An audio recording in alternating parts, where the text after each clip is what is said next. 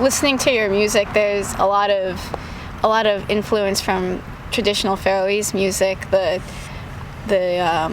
traditional religious ballads, and all around the traditional dance that we've heard at Olavsoka. Can you talk to me about the influence that traditional Faroese music and culture has had on your music? Yes. Well, I grew up in a home, in a village here in the Faroe Islands, where music and singing was a big part of the house. And I just remember when I was a little girl, I used to hear both my father sing and also my mother. So they always had a lot of music around me. In my family, singing has always been like a big thing. So I grew up hearing a lot of our traditional ballads, and it always inspired me a lot. And when I was about 13 or 14 years old, I became very curious about my roots, and I wanted to learn more about it. So I went around the country with actually a thing like this, just without the red thing. Without the clown nose? Yes. And I recorded people, like old people singing ballads around the country, because I wanted to learn more about it and to understand it more.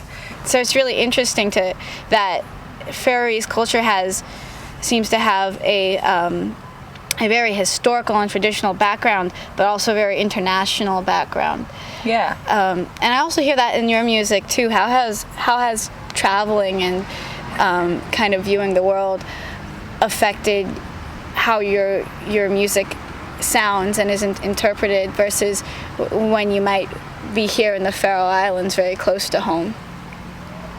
Well, I think I've traveled a lot with my music, and when you come from such a small place that nobody knows about, you very easily become quite sentimental about it, and you want to tell people about it. And I've always been very curious about cultures, and I like to mix things together, and I think I got a lot of inspiration from abroad, from other cultures as well, and I've mixed it together with our culture here and with new sounds, and I've always thought that's very exciting.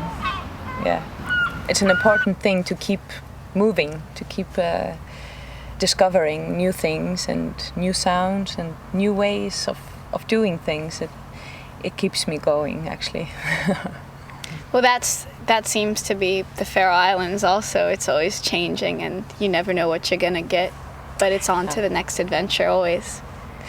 Yeah, it's because music is such a big ocean, and there's so many possibilities and so many ways to go. I will always be curious about it, I think. Well, thank you, Eivor. Thank you. Should we escape from the bees now? Are they gone? I don't know. Maybe they might come back at any moment. Yeah, probably. We have actually a lot of bees here in the summer. Wasps, actually. Oh, wasps, that's right, Jan. Yeah. Thank you. So you guys don't make a fool of yourself, but... I think you've done us that favor just now. Thank you, Jan. All right. Thanks, Eivor. Thank you. Watch the full interview in Phonic Earth's episode of the Faroe Islands coming out this September. For more videos and updates, go to phonicearth.com.